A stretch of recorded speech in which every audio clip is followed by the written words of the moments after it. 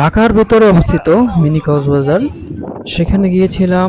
আমরা গিয়ে দেখি এখানে কক্সবাজারের মতোই নৌকা চালানোর একটি অবস্থা আছে। তাই আমি সেটাতে চড়লাম। চড়ার জন্য গিয়েছিলাম, 50 টাকার টিকিট নেই এবং আমরা আস্তে আস্তে হাঁসের মতো যে নৌকাগুলো আছে সেখানে উঠলাম। আমরা দুজন উঠেছিলাম, দুজনের কাছ থেকে দুটো টিকিট 100 টাকা নিয়েছিল। এটাতে উঠে আমার অভিজ্ঞতাটা আজকে শেয়ার করব। কক্সবাজার বা অন্যান্য যেসব স্থানে এইটা চলে, এটাতে ইউজ করা যায়, এটা চালানো যায়, সেখানে কিন্তু আপনি অনেক আরামে এটা চালাতে পারবেন। কিন্তু আমার কাছে এটা যখন আমি চালাই তখন আমার কাছে কেমন যে কষ্ট হয়েছিল, কারণ এখানে পানি অনেক কম।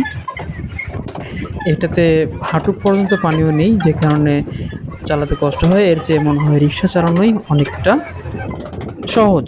রিক্সা চালানোর চাইতে কষ্টকর মনে হচ্ছিল।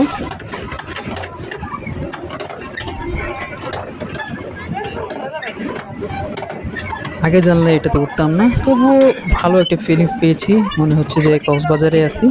মিনি কক্সবাজার বলা হয় এটাতে। এটা ঢাকা ভেতরে অবস্থিত। ডেমরা এবং যাত্রাবাড়ি, খিলগাঁও এর মধ্যবর্তী স্থানে। এই তিন জায়গার থেকে আসলে 50 টাকার মধ্যেই আপনি এখানে চলে আসতে পারবেন। এখানে সারা বছরই মেলা হয় বা সব উৎসব মুখর পরিবেশ থাকে।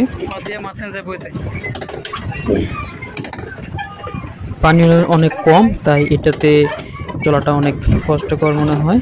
এটাতে না উঠলেই বেটার আপনাদের জন্য, যদি কষ্ট করতে না চান। আর যদি ভালো ফিলিংস পেতে চান তাহলে এটাতে উঠতে পারেন, কিন্তু চালাতে কষ্ট হয় যেহেতু পানি অনেক কম। তাই পানি বেশি হলে আবার এটাতে ভালো আরাম পাবেন।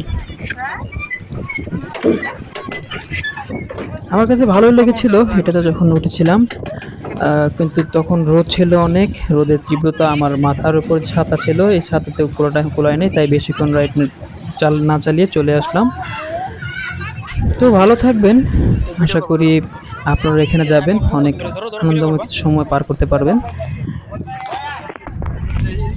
আমার ভিডিওটি ভালো লাগলে লাইক, কমেন্ট, শেয়ার করে দিবেন এবং যারা ফলো দেননি পেজে তারা ফলো দিয়ে দিবেন।